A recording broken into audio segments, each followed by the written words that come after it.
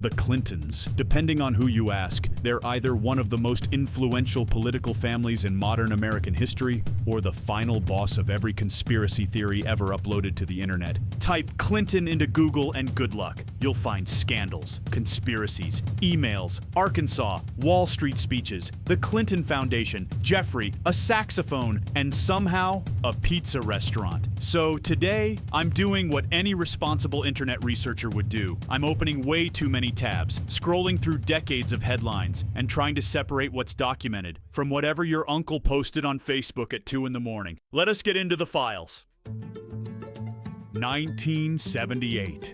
Bill Clinton is the Attorney General of Arkansas. Hillary is a lawyer at the Rose Law Firm. They are young, they are ambitious, they are broke by the standards of the people they want to be around. And a man named Jim McDougal walks up to them with a real estate idea. 230 acres of land along the White River in the Ozark Mountains. Beautiful land, remote land, the kind of land where you build vacation homes and sell them to people who want to get away from it all. The plan: buy the land, build the homes, sell the lots, split the profits 4 ways. The Clintons in, the McDougals in, simple. They borrowed $203,000 to buy it. Every single dollar borrowed, not a cent of their own money down. They named it Whitewater Estates. Now here's the thing about Whitewater Estates. Nobody bought anything.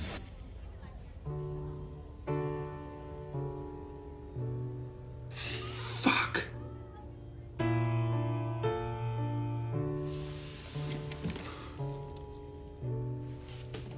God damn it! Interest rates hit 20%. The housing market collapsed. The lot sat there. The payments kept coming. The money kept bleeding. The whole thing was a financial disaster from basically the moment it started. Nobody agreed on anything except that the vacation homes were a terrible idea. But here's where it gets complicated. Jim McDougal also owned a savings and loan company called Madison Guaranty. And Madison Guaranty was doing things that savings and loans companies are not supposed to do. Funneling money, making fraudulent loans, creative accounting that would make your accountant physically ill. And Hillary Clinton, as a lawyer at the Rose Law Firm, was doing legal work for Madison Guaranty, the company that her business partner owned, that may have been illegally propping up the real estate deal she and her husband were invested in. She later said she did about 60 hours of work for Madison Guaranty. Eventually, they collapsed in 1989. The federal government had to bail it out. Taxpayers on the hook for around $60 million. And then the investigators arrived. Here's what Whitewater actually was. And I need you to understand this clearly because it matters. Whitewater was not one scandal. It was a door, a multiverse of political chaos that would follow the Clintons from here on out. Kenneth Starr was appointed independent counsel in 1994. His investigation lasted several years and cost more than $50 million. And it started with a failed real estate deal in Arkansas and ended up somehow with Monica Lewinsky. I did not have sexual relations with that woman. The lie detector determined that was a lie.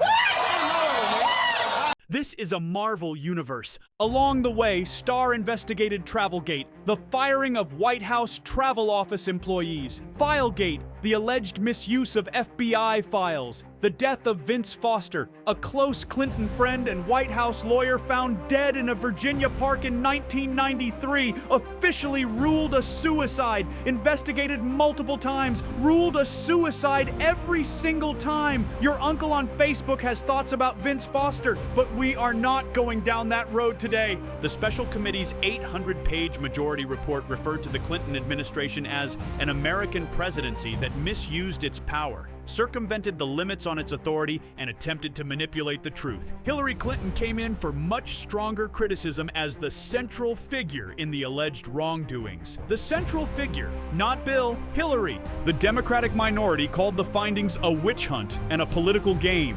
Sounds familiar, right? Yes, American politics have been doing the same cycle for the last 50 years. Neither Bill nor Hillary Clinton was ever prosecuted for their role in Whitewater. 3 separate independent inquiries found insufficient evidence linking them with the criminal conduct of the others involved. 3 separate inquiries. Insufficient evidence, both times. But 14 other people connected to Whitewater were convicted of financial crimes. Their business partner, Jim McDougal, convicted. His wife, Susan, convicted. The governor of Arkansas, Jim Guy Tucker, convicted. Everyone around them, convicted.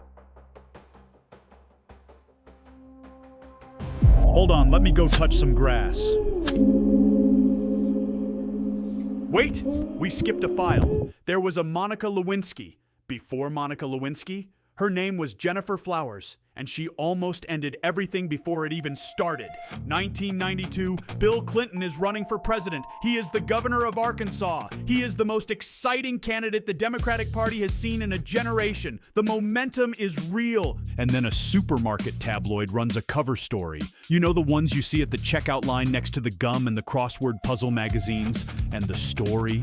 Jennifer Flowers is claiming she had a 12-year affair with Bill Clinton. 12 years, not a fling, not a moment of weakness. 12 years. The Democratic Party is panicking. Every political analyst in America is writing the obituary for the Clinton campaign. So what does Bill Clinton do? He calls a timeout. He goes on 60 Minutes, right after the Super Bowl, the most watched television slot in America, and he sits down with his chief political strategist, his wife.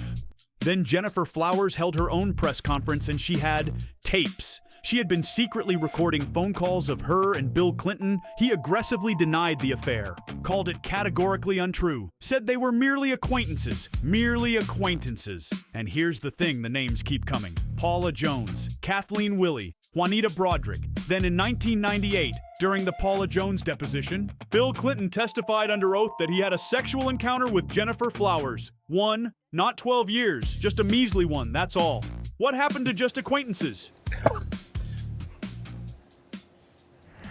But while all this stuff is happening, while the investigators are digging, while the lawyers are lawyering, Bill Clinton is running for re-election in 1996, and he needs money. The Republican machine after the 1994 midterms is fully loaded and coming for him. So some people around his campaign made some decisions about where that money was going to come from. And those decisions were, let's say, creative. Meet Johnny Chung.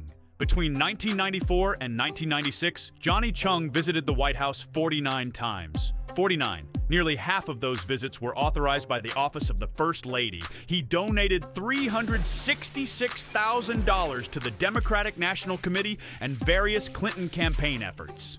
According to news reports, Chung received a $150,000 transfer from the Bank of China 3 days before he handed Hillary Clinton's chief of staff a $50,000 check. The Bank of China. 3 days before, $50,000 check to Hillary's chief of staff. But here's where Johnny Chung stops being just a funny, mysterious character in the Clinton universe. Chung received $300,000 from a guy named G. That guy was the head of Chinese military intelligence. Not a Chinese businessman, not a Chinese investor. The head of Chinese military intelligence personally authorized $300,000 to flow through Johnny Chung. Chung later said about the White House, "I see the White House as like a subway. You have to put in coins to open the gates." Well, said my guy, you should be a poet. Now meet Charlie Try, an Arkansas restaurant owner. Try attempted to donate $450,000 to Clinton's legal defense fund, delivered in 2 envelopes containing checks and money orders. The fund was investigated and found that some of the money orders were made out in different names but with the same handwriting. Translation: something smells fishy here. Immediately after the donation, Tree sent a letter to Clinton expressing concern about America's intervention in tensions arising from China's military exercises near Taiwan. Translation: something smells fishy. After congressional investigations turned to Try in late 1996, he left the country for China. He fled to China. He came back eventually, pled guilty, got 4 months home detention, 4 months at home for funneling Chinese military money into the American presidency. And then there was the policy changes. For example, Bill Clinton granted special waivers for Laurel CEO Bernie Schwartz that let China buy a vast range of American military technology that made Chinese missiles more accurate and reliable. The Clintons denied any connection between the donations and the policy decisions. The Justice Department investigated. 22 people were eventually convicted of fraud or for funneling Asian funds into U.S. elections. Others fled U.S. jurisdiction. 22 convictions. Multiple people fled the country. The Clintons, not charged again. The media cover-up of Chinagate was not simply to protect Bill Clinton. It was to protect the larger agenda that Bill Clinton had facilitated. That was the transfer of enormous technology, critical military technology, to communist China. So basically, America was too focused on Clinton's to see what really was going on. You can't keep getting away with this!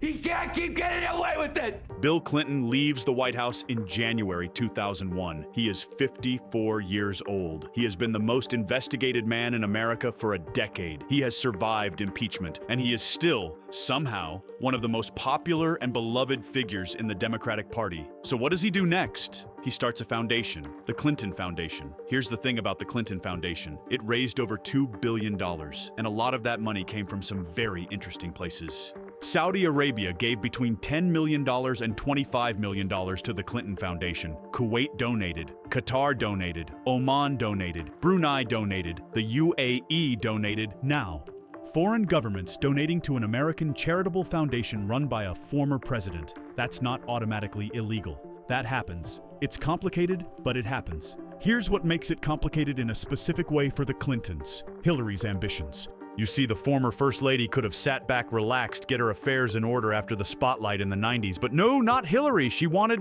more. In 2009, Hillary Clinton becomes Secretary of State, the most powerful diplomatic position in the United States government, the person who represents America in negotiations with countries like, you guessed it, Saudi Arabia, Kuwait, Qatar, Oman, Brunei. The same governments that had been writing checks to her family's foundation, the State Department gave the foundation a waiver, allowing some foreign donations to continue during her tenure, with conditions. An Associated Press investigation found that while Hillary Clinton served as Secretary of State, more than half of the private citizens she met with had donated to the Clinton Foundation. At least 85 of the 154 people Clinton had scheduled meetings with were foundation donors. Those 85 donors had contributed more than $150 million to the Clinton Foundation combined. More than half of the private citizens she met with as Secretary of State were Clinton Foundation donors. Hillary said there was no evidence of pay to play, that everything she did was in furtherance of American interests. And maybe that's true. Or maybe, just maybe, the Clinton Foundation was the most sophisticated access operation in American political history. A legal mechanism for foreign governments and wealthy interests to write checks to the Clintons in exchange for a seat at the table. A system where the money never had to be called a bribe because it was always technically something else. A campaign donation, a foundation gift, a speaking fee. Hillary Clinton's time as Secretary of State was controversial, but she wanted more. For the last 25 years, she's been close to the throne. She wants it. She can smell it. She can taste it. There's only one problem.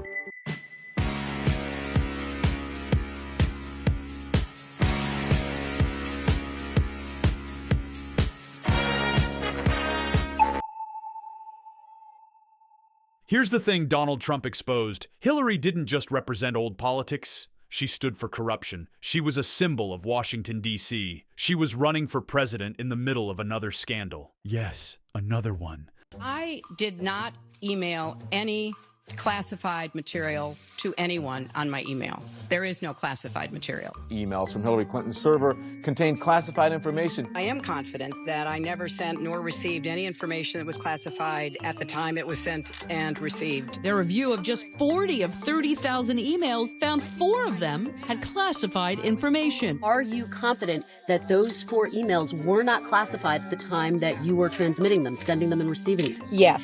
The messages were classified when they were sent and are classified now. I'm certainly well aware of the classification requirements and did not send classified material. 305 documents flagged? Right, that's pretty much what it means, Lou. I've never had a subpoena. You did get one in March. Couldn't be more plain. The Honorable Hillary R. Clinton. And you think the American public is that stupid? Did you wipe the server?